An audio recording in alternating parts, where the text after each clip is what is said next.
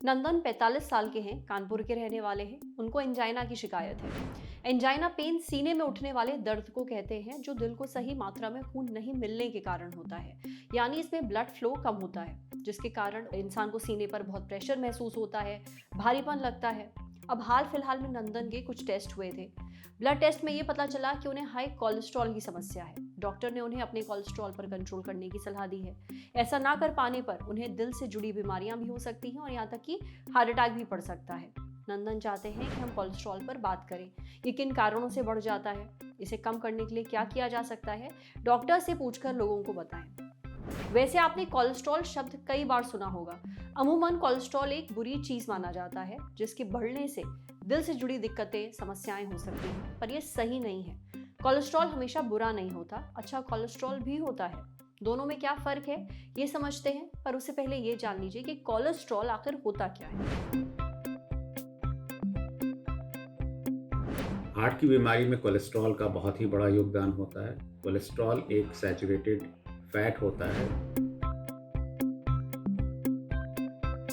Heart की धमनियों में या किसी भी आर्टरी की धमनियों में जमा हो जाता है और फिर उसकी रुकावट करता है। तो जब ये 70% या उससे ज़्यादा आर्टरी के डायमीटर को ब्लॉक करता है, तो फिर हार्ट की या फिर कहीं भी किसी भी आर्टरी के ब्लड के फ्लो को कॉम्प्रोमाइज़ करता है, तो जिससे हार्ट अटैक हो सकता है या ब्रेन का स्ट्रोक हो सकता है। अगर ये किडनी की आर्टरियों में जमा हो जाता है तो ब्लड प्रेशर बढ़ा सकता है। ये सारी स्टडीज़ में पब्लिश हो चुका है कि कोलेस्ट्रॉल बहुत ही स्ट्रॉन्ग मॉडिफाइबल रिस्क फैक्टर है। यानी कि अगर हम कोलेस्ट्रॉल को कम करें तो हार्ट की नसों की ब्लॉकेज में बढ़ोतरी भी कम होती है और इनफैक्ट कुछ केसेस में बहुत लंबे समय तक इन दवाओं को खाने से नसों की ब्लॉकेज को मार्जिनली कम भी किया जा सकता है। तो ये बहुत ही बड़ा एडवांटेज है।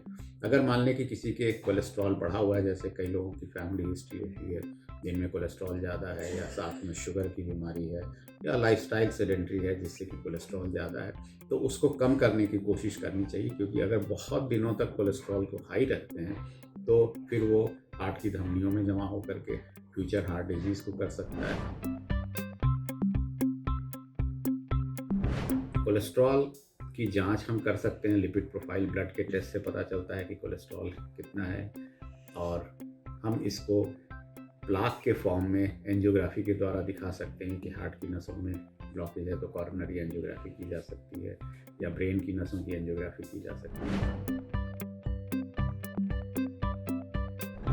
और कोलेस्ट्रॉल दो तरह के होते हैं। अच्छा कोलेस्ट्रॉल, जिसको एचडीएल कोलेस्ट्रॉल कहते हैं, जो कि हार्ट की बीमारी को या स्ट्रोक को होने से कम करता है। तो इसलिए जितनी एक्सरसाइज करें या आप अखरोट खाएं या बादाम खाएं, तो इस तरह की चीज़ों से अच्छा कोलेस्ट्रॉल बढ़ता है और हार्ट अटैक के रिस्क को कम करता है। जो बुरा कोलेस्ट्रॉल होता है उसको एलडीएल कोलेस्ट्रॉल कहते हैं, जो लो डेंसिटी लाइपोप्रोटीन होता है और इसके प्रॉब्लम है कि ये ऑक्सीडाइज होकर के हार्ट की नसों में या किसी भी आर्टरी में जमा हो जाता है और एंजाइना कर सकता है या हार्ट अटैक कर सकता है। तो हमें टारगेट ये करना है कि अच्छा कोलेस्ट्रॉल ज़्यादा हो और बुरा कोलेस्ट्रॉल कम हो। जेनेटिकली इंडियंस में और साउथ एशियंस में अच्छा कोलेस्ट्रॉल कम होता है और बुरा कोलेस्ट्रॉल ज़्यादा होता है। तो इस रिवर्स रेशियो को ठीक करना है। इस चीज़ को कंट्रोल करने के लिए हमें कोलेस्ट्रॉल की दवाइयाँ खानी होती हैं, जिसको स्टैटिन्स कहते हैं, या फिर हमें लाइफस्टाइल अच्छा करना होता है, रेगुलर एक्सरसाइज करना होता है। जितना सैचुरेटेड फैट और स्वीट्स का अगर हम कंजम्पशन कम करें तो कोलेस्ट्रॉल की मात्रा को कम किया जा सकता है। लेकिन सबसे अच्छा तरीका है कि रेगुलर एक्सरसाइज करें और हेल्दी डाइट को अपनाएं, तो कोलेस्ट्रॉल कम किया जा सकता है और साथ ही साथ कोलेस्ट्रॉल को हेल्दी बनाया जा सकता है। यानी कि अच्छे कोलेस्ट्रॉल को बढ़ाया जा सकता है और बुरे कोलेस्ट्रॉल को कम किया जा सकता है और इस तरह की लाइफस्टाइल से हार्ट की बीमारियां भी कम की जा सकती हैं। जितनी भी एरोबिक एक्सरसाइज हैं, रनिंग, जॉगिंग, स्विमिंग, साइकिलिंग, इन चीज़ों से कोलेस्ट्रॉल को कम किया जा सकता है। वाइट शुगर, वाइट सॉल्ट या फिर पोटैटो, इन चीज़ों का सेवन कम करें। तो कार्बोहाइड्रेट कम करने से, डायरेक्ट फैट को कम करने से, जैसे सैचुरेटेड फैट है, घी है, इन चीज़ों का अगर हम सेवन कम करें तो कोलेस्ट्रॉल को कम किया जा सकता है। अगर बहुत ही हाई कोलेस्ट्रॉल होता है तो PCSK9 इनहिबिटर्स के इंजेक्शन होते हैं, वो लिए जा सकते हैं। इन चीज़ों को लेने से कोलेस्ट्रॉल को नॉर्मल रेंज में किया जा सकता है। अब स्लोगन आ गया है लोअर द बेटर, मतलब जितना ही हम कम कोलेस्ट्रॉल को करें, खास करके बुरे कोलेस्ट्रॉल को, एलडीएल कोलेस्ट्रॉल को, उतना ही बेहतर है। तो एलडीएल कोलेस्ट्रॉल को लेस देन 50 लाना चाहिए अगर किसी को हार्ट की बीमारी है, या फिर जो भी बेसलाइन एलडीएल कोलेस्ट्रॉल है उसका 50% कर देना चाहिए। तो इसमें तीनों चीज़ों का रोल है, हमारी लाइफस्टाइल, खान पान और दवाओं का। इन सारी चीज़ों को एक साथ करने पे कोलेस्ट्रॉल को कम किया जा सकता है और हार्ट की बीमारी को भी कंट्रोल किया जा सकता है। कोलेस्ट्रॉल को आप दीवार फिल्म के शशि कपूर और अमिताभ बच्चन समझ लीजिए। एक भाई अच्छा यानी गुड कोलेस्ट्रॉल, दूसरा भाई बुरा यानी बैड कोलेस्ट्रॉल। आपको कोलेस्ट्रॉल से नहीं डरना है, बैड कोलेस्ट्रॉल से डरना है। अगर आपको हाई कोलेस्ट्रॉल की शिकायत रहती है तो अंडे के पीले वाले हिस्से से, चिकन से, मक्खन से, चीज़ से, प्रोसेस्ड मीट से, शुगर और फास्ट फूड से दूर रहिए। अपनी डाइट में गुड कोलेस्ट्रॉल शामिल करिए, जैसे कि दाल, ओट्स, बीन्स, भिंडी, नट्स और सोयाबीन। सेहत अच्छी रहेगी। अब बढ़ते हैं सेहत के अगले सेगमेंट की तरफ। पेशाब आ रहा है पर आप रोक कर बैठे हुए हैं, जानिए इससे क्या नुकसान होता है। हमारे अगले सेगमेंट तन की बात है।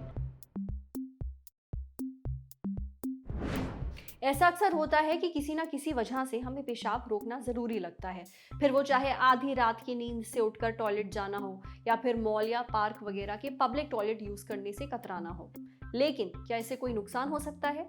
ये जानने के लिए हमने बात की डॉक्टर शशिधर से। यूरिनरी ब्लैडर में जब लगभग 300 से 400 मिलीलीटर यूरिन इकट्ठा हो जाता है, तब नर्व्स के जरिए ये सेंसेशन ब्रेन को जाता है। उसके बाद हम पेशाब कर पाते हैं। कभी कभी पेशाब रोकने से अधिकतर लोगों में कोई खास परेशानी नहीं होती है, लेकिन अगर आप हमेशा ऐसा करते हैं तो इससे नुकसान हो सकता है। इसके कारण पेट के आसपास दर्द हो सकता है, कब्ज की शिकायत हो सकती है, गैस बन सकती है, पेल्विक फ्लोर मसल्स यानी कि पेड़ों की हड्डियों से जुड़ी मांसपेशियां कमजोर हो सकती हैं। अगर आपको हमेशा लंबे समय तक पेशाब रोकना पड़ता है तो इस आदत से पथरी बनने का खतरा बढ़ता है।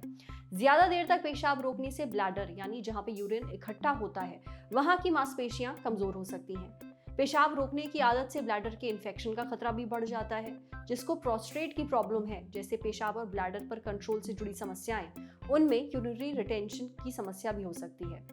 जब हमारा यूरिनरी ब्लैडर पूरी तरह से खाली नहीं हो पाता है तो इस कंडीशन को यूरिनरी रिटेंशन कहते हैं। इसलिए अच्छा होगा कि आप हर 3 से 4 घंटे में अपने आप कम से कम एक बार टॉयलेट चले जाएं, और जब भी आपको पेशाब लगे तो उसे रोके नहीं, समझे।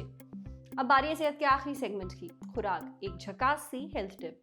आज जानेंगे एक नई डाइट के बारे में जिसका नाम है पेस्केटेरियन डाइट। आजकल अलग अलग तरह के डाइट्स के चर्चे होते ही रहते हैं, जैसे keto diet, vegan diet, gluten free diet. हाल फिलहाल में एक और तरह की डाइट सोशल मीडिया पर बहुत सुर्खियां बटोर रही है और इसका नाम है पेस्केटेरियन डाइट। ये आखिर क्या है, ये जानने के लिए हमने बात की डाइटिशियन सुनीता त्रिपाठी से। पेस्केटेरियन डाइट में मछली और दूसरे समुद्री खाने यानी सी फूड के साथ सब्जियां ली जाती हैं। इसमें फल, अनाज, दालें, बीन्स, मेवे और बीज शामिल किए जाते हैं। इसमें दूध, दूसरे डेयरी प्रोडक्ट्स और अंडा भी शामिल किया जा सकता है। दूसरी नॉन वेज चीजें जैसे कि चिकन या मीट, ये सब शामिल नहीं किया जाता।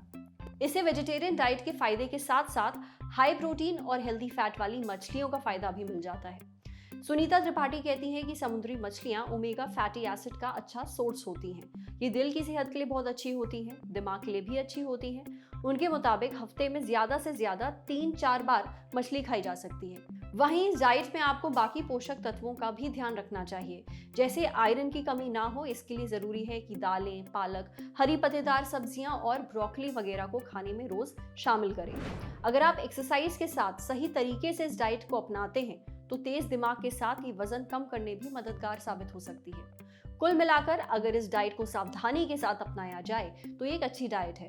आपके लिए कोई डाइट कितनी फायदेमंद है या नुकसानदेह है, ये आपको सिर्फ तभी पता चलेगा जब आप खुद किसी डाइटिशियन या किसी एक्सपर्ट के पास जा करके उससे 1-on-1 कंसल्टेशन लेंगे। तो कोई भी नई डाइट फॉलो करने से पहले किसी एक्सपर्ट की सलाह जरूर ले लें। अपने आप सिर्फ इंटरनेट पर पढ़ के कोई भी डाइट शुरू ना करें। आज सेहत पर इतना ही। अगर आप एक डॉक्टर हैं, हमसे कुछ शेयर करना चाहते हैं तो जो ईमेल आईडी इस वक्त आपको अपनी स्क्रीन पर दिख रही है उस पर हमें एक मेल भेज दीजिए। ये वीडियो फेसबुक पर देख रहे हैं तो हमारे फेसबुक पेज को लाइक करिए, यूट्यूब पर देख रहे हैं तो हमारे चैनल को सब्सक्राइब करिए, बेल आइकन पर जरूर क्लिक कर दीजिए ताकि जब भी हम कोई नया वीडियो अपलोड करें तो उसका नोटिफिकेशन आप तक सबसे पहले पहुंचे। वीडियो खत्म करने के पहले एक जरूरी सूचना, 16 फरवरी से शुरू हो चुकी है क्रिप्टो करेंसी की क्लास, मतलब नया पैसा सीजन 2। आपके तमाम सवालों के जवाब, चिंताओं का निदान और शंकाओं का समाधान एक ही जगह पर। देखने के लिए जुड़े रहिए दी ललन टॉप के साथ। शुक्रिया।